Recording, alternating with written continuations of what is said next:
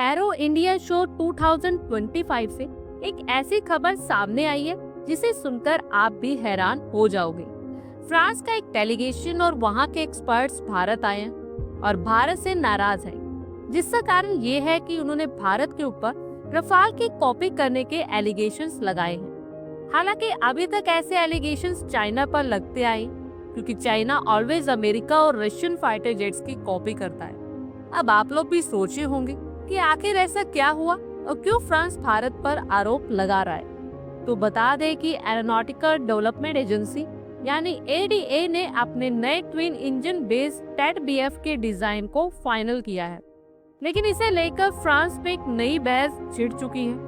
France के कुछ defence experts का कहना है कि भारत ने रफाल की कॉपी बना ली है, तो क्या वाकई ऐसा है और फ्रांस की इस पर क्या प्रतिक्रिया है। तो बता दें कि जब एडीए ने टेड-बीएफ का डिजाइन पब्लिक किया तो फ्रांस के कुछ एक्सपर्ट्स ने इसे लेकर नाराजगी जताई।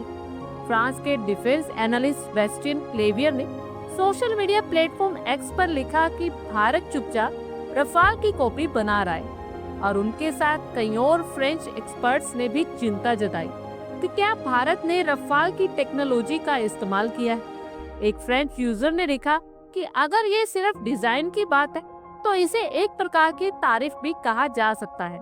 अब सवाल ये उठता है कि टेड-बीएफ वाकई ही राफेल की कॉपी है।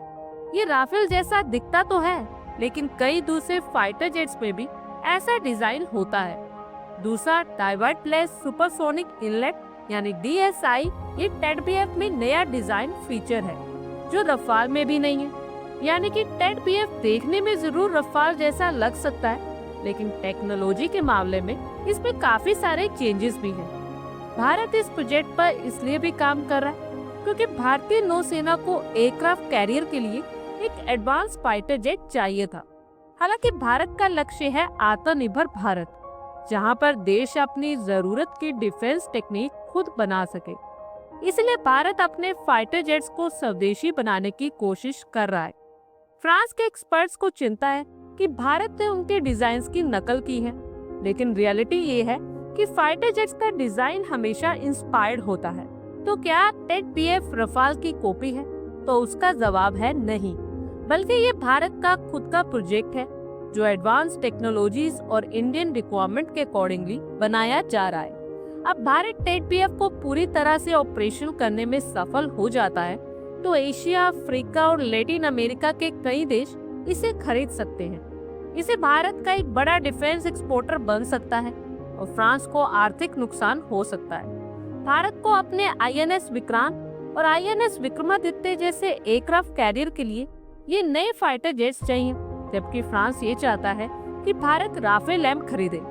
भारत ने फ्रांस की टेक्नोलॉजी नहीं चुराई, बल्कि डिफेंस के क्षेत्र में अपनी अलग पहचान बनाने की दिशा में कदम उठाया है। भारत के टेड-बीएफ के ऊपर फ्रांस के रिएक्शंस को लेकर आप लोगों की क्या कुछ राय कमेंट बॉक्स में शेयर करें। आई होप आपको हमारी ये वीडियो अच्छी लगी होगी और आगे भी इसी तरह के अपडेट्स के लिए हमारे चैनल को जरूर सब्सक्राइब करें। धन्यवाद।